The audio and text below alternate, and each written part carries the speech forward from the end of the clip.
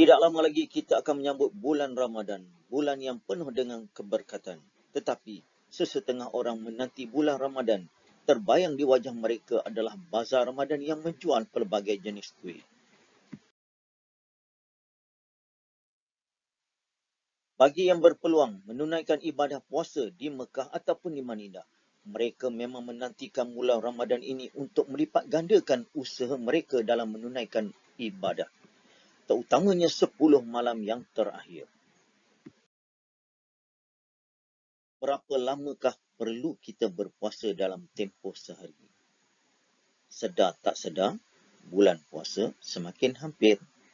Waktu imsak memang ditakuti takut terlajak, manakala waktu maghrib memang dinantikan dengan kurma di tangan untuk berbuka.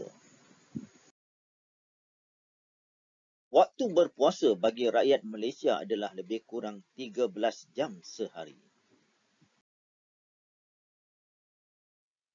Pada hari ini, kita akan mengenali secara lebih dekat negara manakah yang paling lama waktu berpuasa. Tahukah anda?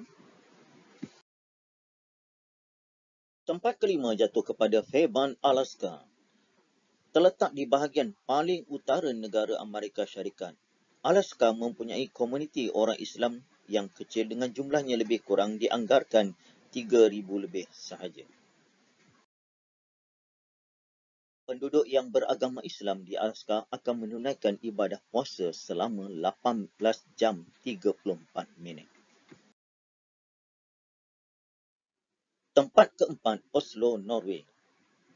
Komuniti Muslim di Oslo terbentuk akibat kedatangan kumpulan migran Muslim yang ditempatkan di 3 daerah di negara tersebut sejak era tahun 2000.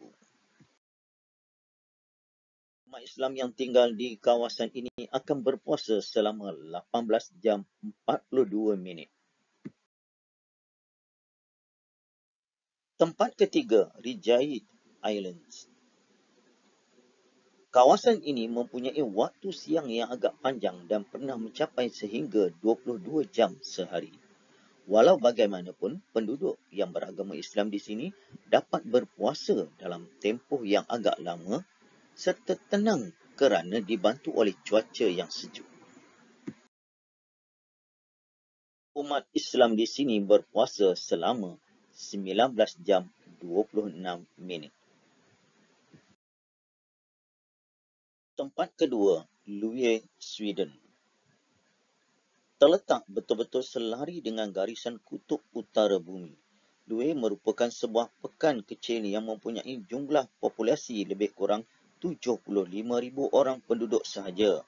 Penduduk komuniti Muslim di bandar ini agak kecil, namun mempunyai persatuan mereka sendiri yang menjaga kebajikan umat Islam. Bagi umat Islam yang menunaikan ibadah puasa di sini, perlu berpuasa selama 19 jam 43 minit sehari. Tempat pertama, Murmansk, Rusia. Sebuah bandar pelabuhan yang terletak tidak jauh daripada sempadan dengan negara Norway dan Finland, yang menjadikannya berkongsi waktu siang yang agak panjang dengan negara-negara tersebut.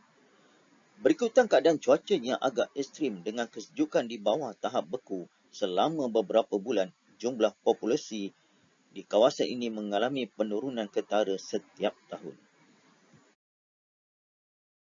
Secara purata, penduduk yang beragama Islam di kawasan ini akan menunaikan ibadah puasa selama 20 jam 45 minit sehari, menjadikan kawasan ini merupakan kawasan yang paling lama umat Islam menunaikan ibadah berpuasa.